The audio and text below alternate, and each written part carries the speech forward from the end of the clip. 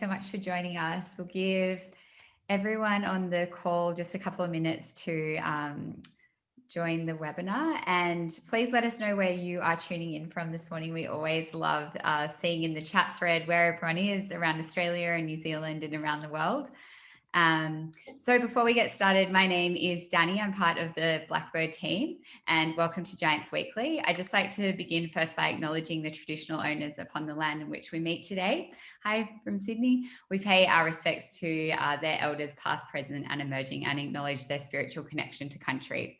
So today I'm very excited to have Nicole Liu here with us. Nicole is the founder of Fertility, a brand that sits within the Blackbird portfolio company Eucalyptus.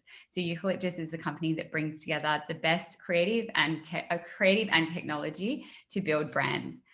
So Kin is Australia's first subscription pill service, whereby the pill is delivered to your door with an easy online doctor's consultation. Today, we're in really good hands. We have Nicole taking us through growth marketing. So she's going to demystify what growth marketing actually is. She's going to share some insights into how to grow your growth marketing function and some strategies there, what metrics you should actually care about. And then she's going to take us through some of her growth marketing strategies that have contributed to Kin's success. So we're going to launch straight into the presentation with Nicole today. Please send your questions through the Q&A function. We'll make sure we leave around 10 minutes towards the end to answer them. And let's hand it straight over to Nicole. Thanks so much. Awesome. Thanks so much, Danny. Let me just share my screen.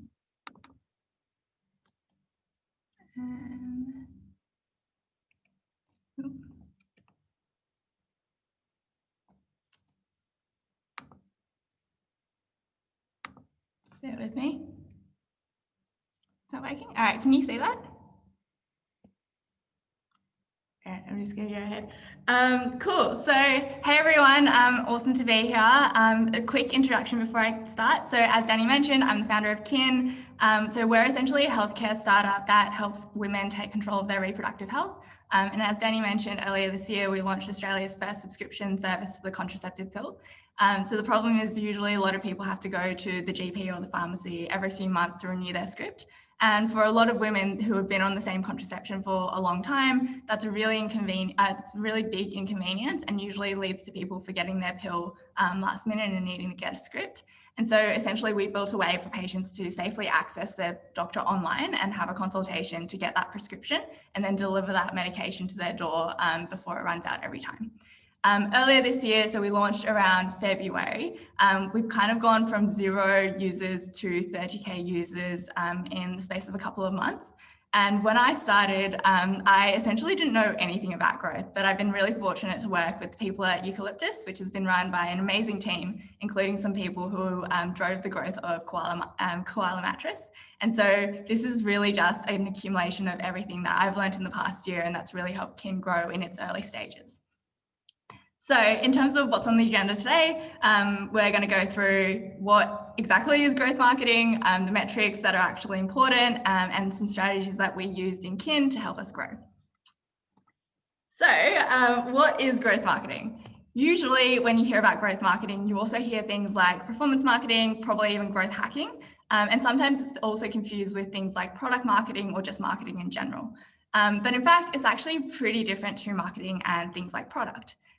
In the sense that when you think about marketing, for example, you're really focused on the top of the funnel, like awareness and acquisition, and how to bring customers and users onto your website or your product to really start experiencing that. So really top of the funnel metrics.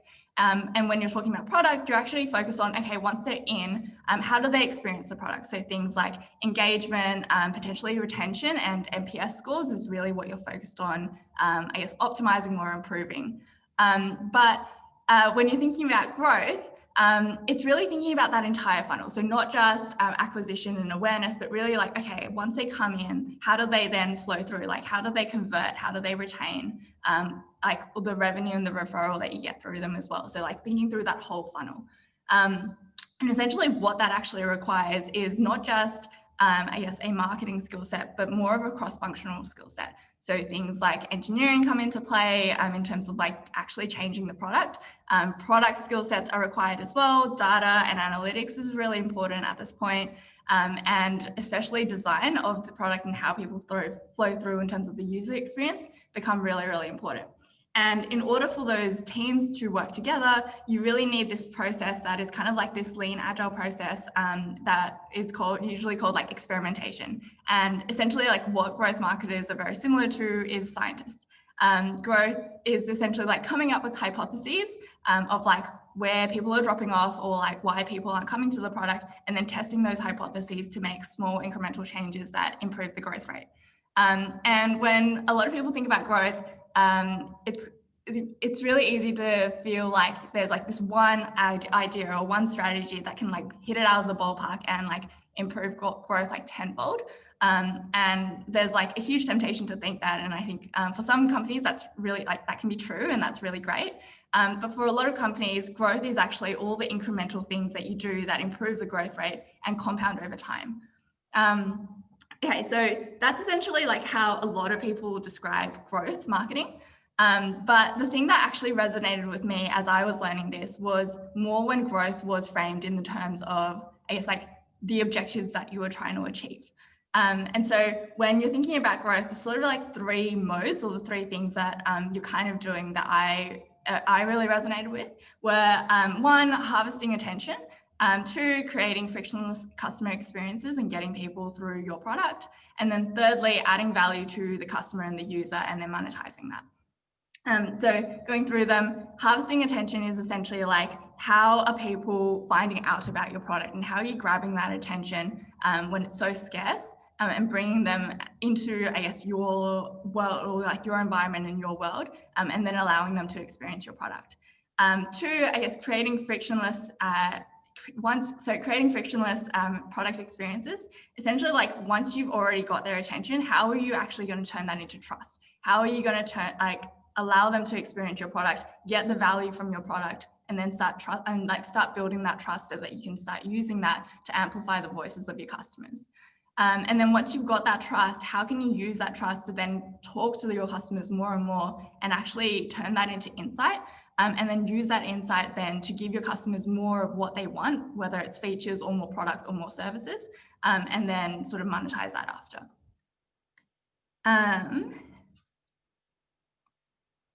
So in terms of growth, I mean, a lot of people, when they think about growth, as we mentioned before, you think about those like funnel metrics. So everything from like acquisition, awareness, conversion, retention, revenue, and you think about the growth rate. But when it comes down to it, I think the thing you really care about is actually two metrics. And the reason why you care about the funnel metrics is because of these two metrics. And those two metrics are CAC and LTV. So that's your customer acquisition cost, and that's the cost to acquire a customer. And the LTV is the value of the customer that you get back in terms of its contribution margin. So its actual like gross profit over a long period of time. Now, when you look up things like CAC and LTV, you're very likely to stumble on things like the golden rule of thumb is usually to get your LTV to be 3 times your CAC or something similar. And that's really useful over a long term, and that's what you should be probably aiming for. But when you're an early stage startup, you don't really necessarily know like how long a customer is going to retain for, or like what value you can add to them over time. And so what you're really trying to do at the beginning is like answer the question of like, how much can you realistically afford to acquire a customer? There's sort of like two sides of the spectrum here. You can be very cash focused or you can be very growth focused. In terms of being cash focused, that's really when like your CAC is less than your LTV. So you're acquiring a customer that you know will like essentially like give you more value straight away. And so like you, at this point, especially if you don't know what the whole LTV is, you want to use like conservative estimates to start. And this ensures that you de-risk your growth by having that path to profitability straight up front. But if you're growth focused and you're really trying to acquire customers quickly, or if, for example, your product is more of a loss leader and you have a path to profitability through other products in the future, then you can afford, or you can think that you can afford to acquire a customer at a higher cost than what your LTV currently is, because you have this conviction of profitability in the future. And so the reason a lot of the times like people talk about acquisition, conversion, referral, and things like revenue is because it impacts one of these two metrics. And for every business, essentially the answer to this question will differ. And it's all about like the balance and the risk that you're willing to take on, and what you're comfortable with spending at this point in time to acquire this customer. And the benefit of this thinking is essentially that it helps you think about how fast you can grow and set those goals for yourself. And so this is really the like CAC and LTV relationship and how it impacts growth, because growth, like I think when we think about growth, we kind of want to go like, how fast can we grow and how many customers can we get? But I think a probably better metric and a probably more sustainable way to grow is like not just growing for the sake of growing and growing at all costs, but really trying to grow ideally sustainably. And what that sort of means is like doing it in a way where like you have the ability to bring back that value that you're getting from the customer and acquire them in an efficient way. So the sort of two main, I guess, like learnings or like principles that really worked or really helped me think about growth was rules of thumbs, like the higher your LTV, essentially like the more you can afford to spend on CAC. Because for example, if you're selling, let's say a mattress, that's $1,000, you have, and like let's call your margins like $500 or so, you have a lot more room to play with CAC because you have that margin to buffer it. But if you're selling, let's say stickers, unless you're selling $100 stickers, but let's say they're like $1, you don't actually have the budget or the capacity to spend a ton on acquiring customers. And so you're really needing to find those like channels where it's either cheaper or like those methods that you don't need to spend a lot of marketing. So things like word of mouth, or just like using the customers you've already got to amplify it further. The second one, and this is probably the part that I think about a lot, is the more efficient that you can get your CAC, the more you can spend to grow, because the same exact dollar actually goes further. So what I mean by that is like, for example, if you have 3 channels and one channel is working really, really efficiently and the others are probably like less effective, what you want to do is actually have the ability to double down on the thing that is more efficient rather than spending across all 3 channels for the sake of it. And what this allows you to do is really move like this CAC and LTV relationship, and the way you think about it in terms of growth really allows you to move away from this like, I have a marketing budget and I have to spend this money, which is a traditional view of marketing, but really comes to like this P&L view of like, how can you grow your company sustainably?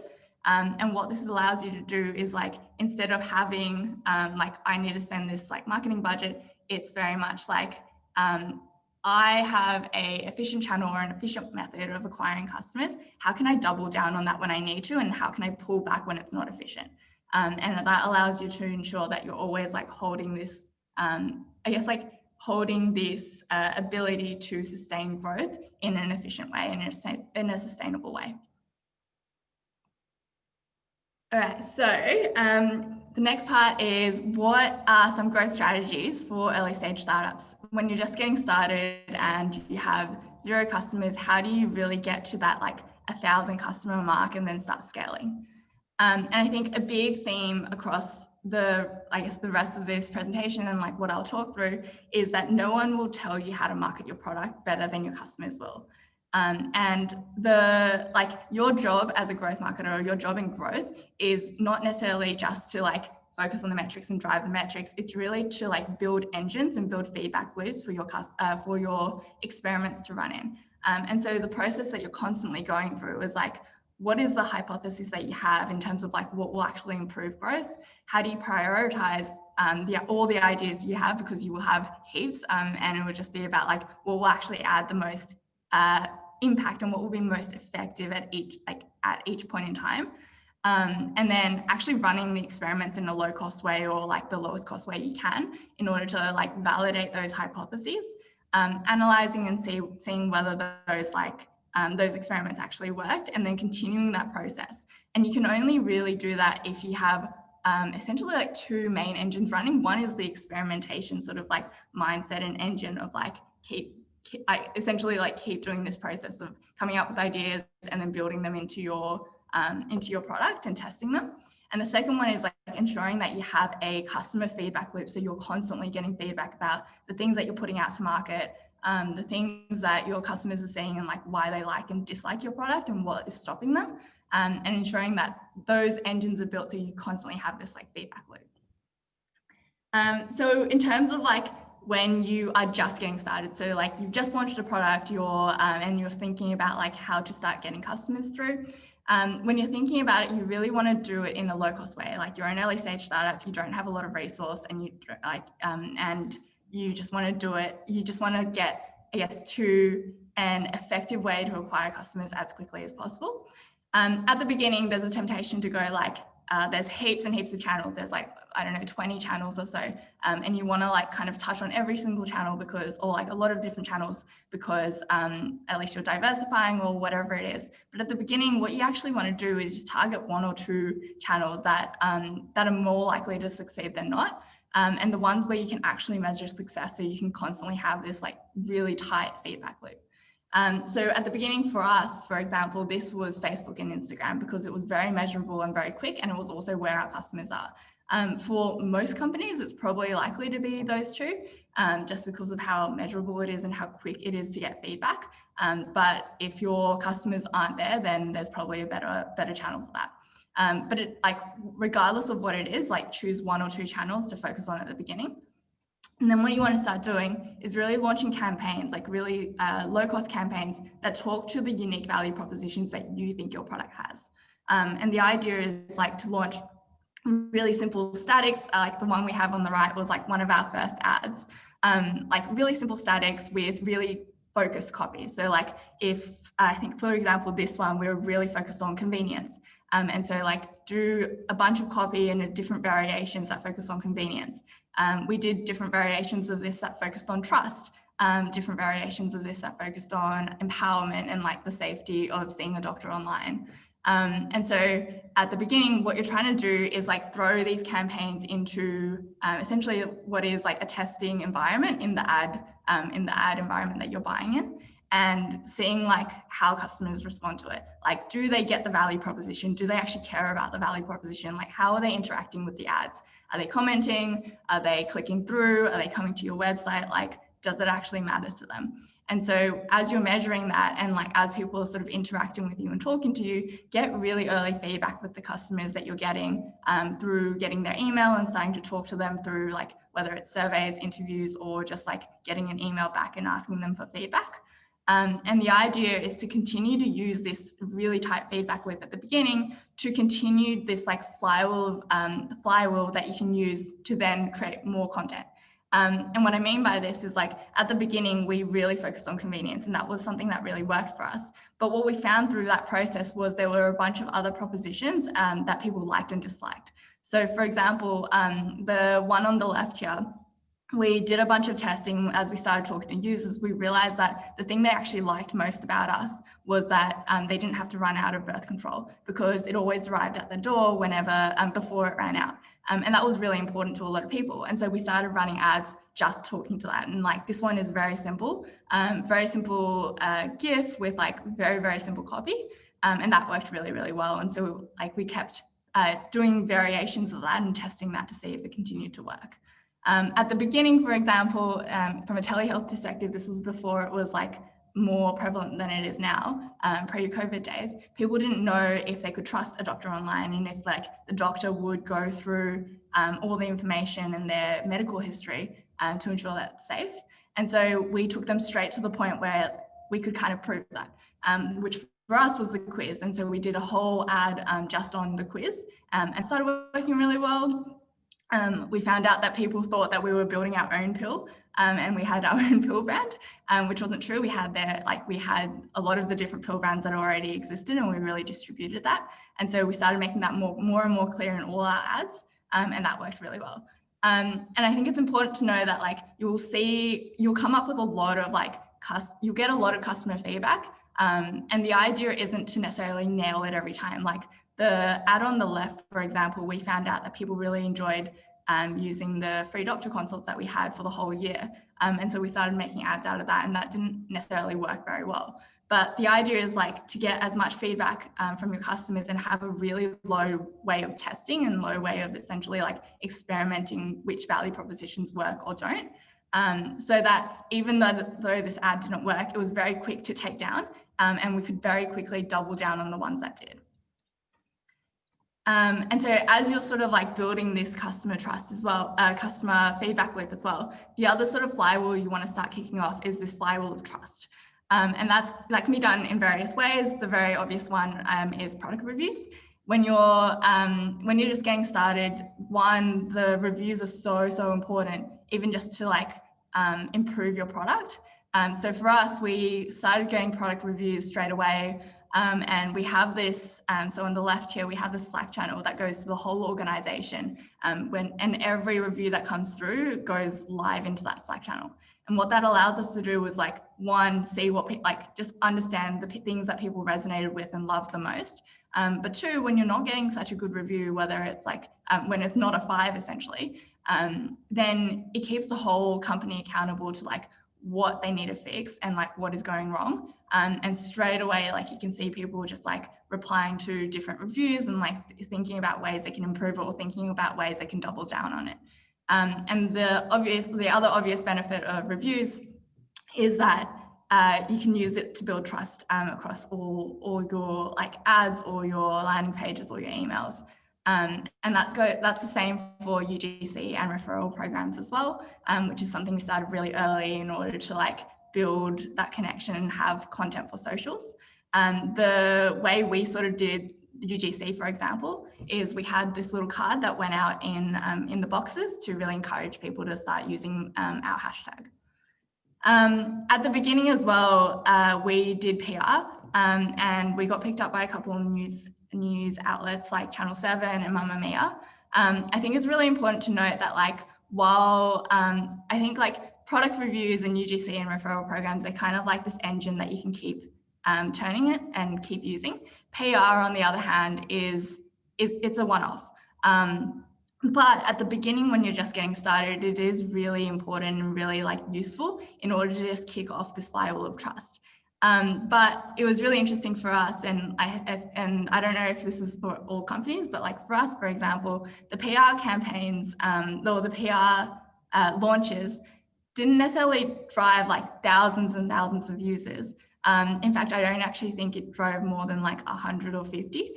But what it allowed us to do was we are able to take this sort of like this video clip. We had a couple of like mastheads with Mamma Mia and a couple of other news outlets as well. We were able to use that to then drive ads.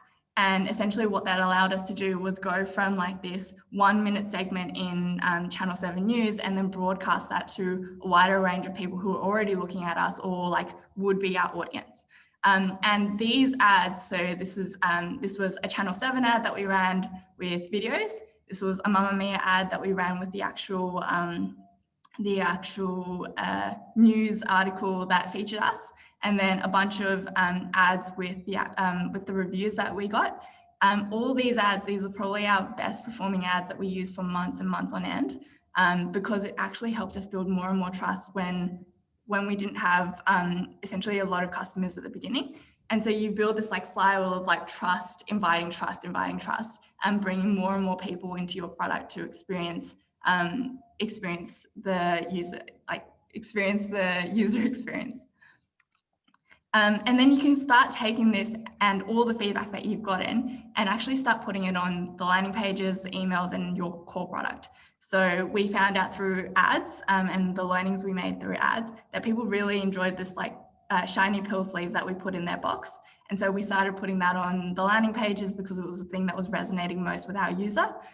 We started using the reviews everywhere, the like social proof of the PR as well. And we started using that in emails, and this is the payment page as well.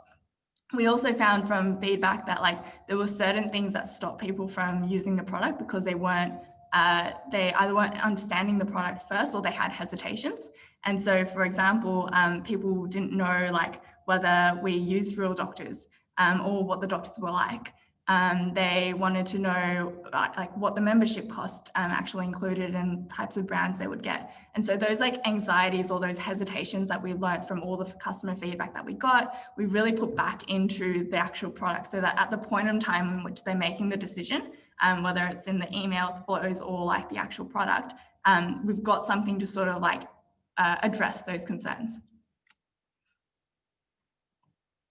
So a point to sort of overlay across all of that. So like essentially at the beginning, you're really making like content to test, to then like understand what your value proposition is.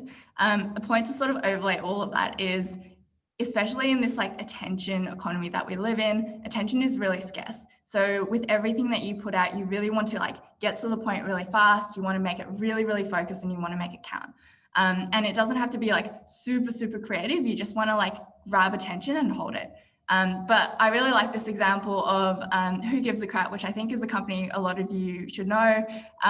It's I think a lot of restaurants now have their toilet paper. So for those of you who don't know, it's a toilet paper company who gives back. So it's it gives like 50% of its profits to a charity. So when they started with a Kickstarter campaign, and it was honestly a really great concept in the sense that they had, I think it was like a 2-minute video, which caught your attention at the beginning, held your attention to talk through all of the unique value propositions. And at the end, essentially the call to action was, we need to get to 50K like $50K in terms of fundraising in order to make our first purchase for all the toilet paper that we want to sell at the beginning.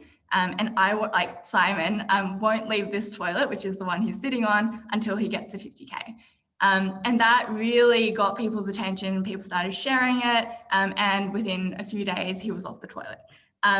And I guess like not every campaign has to be like that. Not every campaign has to be funny. Not every campaign has to like be super like this creative genius work. But I think the point in this is really like with the things that you're doing, try to like come up with creative ways to actually grab that attention, because there is so much out there. Like every 2-3 posts you're scrolling on Facebook and Instagram is an ad. And so like, what are you going to do to make people stop on your ad and actually like listen to what you have to say? The other sort of overlay across all of the sort of like content and experiments that you're doing is there's a sort of like misnomer at the beginning that when you're trying to do marketing, you really need this like marketing guru or this creative genius to come up with your ads and like really write that content and really like optimize Facebook or optimize the ad engine. But the reality is anyone in the business can come up with ad ideas, and everyone in the business should be coming up with ad ideas and copy, because like you're getting all this feedback. And so essentially what you're building is this like engine that is very, very rigorous and very disciplined in giving you the feedback to make these informed ideas and informed decisions about what you put out into the world. And so like that is probably where you're supposed to get most of your creative from in terms of actually learning the platform. At the beginning, when you're not spending that much, like a lot of money, Facebook has made it very easy, for example, to learn the ad platform, and it optimizes and does a lot of the algorithmic work for you. And so really the biggest unlock at the beginning that you need is someone, it's not a marketing guru, it's someone that can actually make attention grabbing content and make it fast. So the example I like to use is like, this is Amelia. She's our designer, and when she was hired, she had just come out of uni. She'd studied a designer, and she had some design experience. She essentially learned how to edit videos for a lot of the ads and the content we were making. She wrote copy for the ads, she wrote the landing pages, she wrote the emails, and she learned to buy ads on Facebook. And so like the point here is less about like when you're thinking about your team, think the biggest person who is going to give you the biggest value at the early stages is really someone who can take all the feedback that is coming through, like this feedback engine that you've made, and just keep iterating on content. Because like you're not going to hit it straight out of the park the first go. Like you're not going to make a 2-minute video that is going to be amazing every time, but you don't need to. Like the point is, I guess, you like bring in all the customer feedback that you have and just do really low cost experiments, like write different pieces of copy, create different pieces of static content, to put out into your customers and to your audience to see if they resonate with it. And like you want to do that in the lowest cost way possible, and you want to do that fast. And so this person who can like push out content and like create content really, really fast is going to be the person who is going to be really valuable and most valuable in the early stages. When it comes to like learning Facebook or learning search, there are videos and content on Google and Facebook, and you can learn that really, really fast. In the beginning, when you're not when you're not spending a lot of money, that's probably like the best value for money you're going to get is definitely someone who can create that content. All right, so at this point, you've gotten people actually coming to your product, and what you kind of want to do now is like get them to experience your product and the value that you're giving them through your product as quickly as possible. Because essentially, the more friction that you put in between like your user and the moment where they actually get what your product is all about, the less likely they actually are to ever actually experience that value. And so you want to make that that sort of like that process of understanding what your product will do for them as quick as possible. So a great example is Airbnb. They've got a lot of examples of this, but one of the really simple ones was at the beginning, they had an email capture, or like they wanted your email details, your name, your phone number, etc., before they showed you any of their like houses and things that you're going to rent. But what they realized at the end was like the period where, or the point at which you experience their like aha moment, or like what is actually important in for Airbnb, which is like, where am I going to actually rent, is when you understand like where you could rent. And so they quickly changed that flow and made it so that you could find out what houses you can rent, when you can rent them, and like what they will look like before you put in any details about yourself. And obviously like this will differ for every single product out there. But the idea is like you want to map out this whole customer journey that your product, like that customers experience when they go through your product, and sort of like map out where they're dropping out, why they're dropping out, and then really like test different ways of like, I guess, reducing them dropping out. And as I mentioned, this will differ for every product, but it's often not as intuitive as just removing like steps in the process. So one of my favorite examples is Superhuman, which is the email client that I use. And they're an email client that asks you to pay $30 per month in order to use them. Their value proposition is that they will get through your email twice as fast, and they do that by doing shortcuts. Now, the process to like learn the shortcuts is really good, and like once you've learned it, like you get the total value out of this email app. But like the sort of like process to actually learn the shortcuts is quite long, and so a lot of people weren't getting there. And like the way they've sort of come around to that is to actually put an extra process in the middle of your onboarding process, which is a 30-minute call in order to onboard you onto the email client. And what they do in that call is they try to learn about like how you use email. They're trying to learn about like what you want to do, and they teach you the shortcuts that you need in order to use Superhuman really, really well. And they essentially help you to get to inbox zero in that call. And that's been a big part of their growth process. And even though it sounds like a 30-minute call literally increases the friction, what it helped, especially for example, when I went through it, what it helped me do was like understand how to use the shortcuts, learn it really, really quickly, and then straight away like get to the value of, okay, I've got to inbox zero. And now I'm hooked and I can't leave it. Because once you've sort of like gone into inbox zero really quickly, you've learned all the shortcuts, and you go back to something like Gmail, all of a sudden like you just can't. It's like going into business class and trying to go back to economy. It's just like, it's really, really hard. And so once you're hooked on the value and you get to the aha moment, like you will pay that money. And so just like when, I guess the whole point of this is really like think through your user experience and like go back to first principles and really understand like why people are leaving, or like why people don't get the product, and really take steps and like run experiments to improve that experience every time. Another sort of like part in the education process in order to like make sure your customers are experiencing your product properly is to really is to do emails. So that's things like the welcome flow, like email flows to make sure that people are getting people are getting, I guess, explained your product really properly. Things like trust, things like social proof, it's things like content. And this is a really, really underrated, I guess, strategy to help your customers reach that aha moment. And I've just realized, Danny, I've gone completely over time. Is that right? That's okay. Yeah, that's so fine. I can actually stop here. The rest is like all about scaling, which is probably a topic in and of itself. So we can stop Yeah, here. no worries. Sorry. Well, no, that's so fine. We can stop here. We'll share the slides as well, everyone who's still on the call. So everyone who joined us today will get the slides.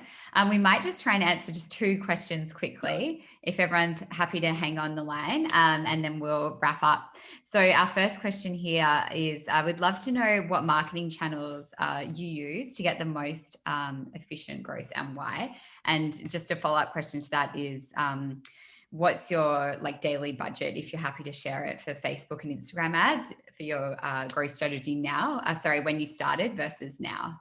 Yeah, sure. So I think on the channel question, as I mentioned before, it's like it's a hard one to answer, not because like it's a hard one to answer because it will differ for every company. So for us, for example, like Facebook and Instagram were great. For some companies, like influencers are great. And like some other companies, like search is great.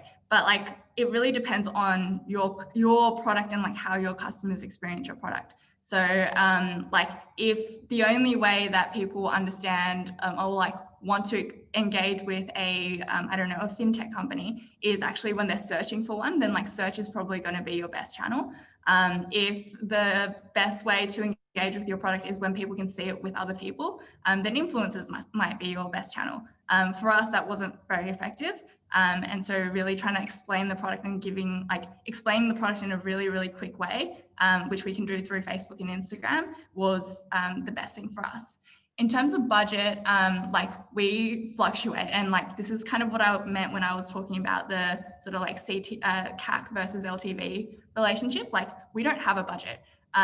We kind of go like, yeah, we can spend like $200 a day, all the way up to like thousands of dollars a day. But it doesn't depend on like what our budget is. It's actually dependent on like, are we driving growth efficiently? And so when we were like bringing customers really, really efficiently, we pushed that budget all the way up to the thousands of dollars. But at the beginning, when we didn't have our conversion funnels like right, and like no one really understood how to get through the product, and no one really understood the value propositions as they were going through the product, and we had really bad conversion rates, we slowed down growth. And we slowed down growth in order to make sure the funnel metrics were right before pouring, I guess, acquisition volume through. Awesome. Thank you so much. We might just try and squeeze one more question in, and then we'll let you go and everyone get on with their days. So how important is analyzing customer cohorts when looking at testing your hypothesis and the effectiveness of your marketing channels? Sure. So I think with this question, it's also all of these questions, it's like it depends on what you're trying to do. So for example, if you're trying to like understand how people are converting through your funnel, you don't necessarily have to look at cohorts. We actually look at our funnel metrics from a conversion perspective on a day-to-day basis, just to see how they've changed.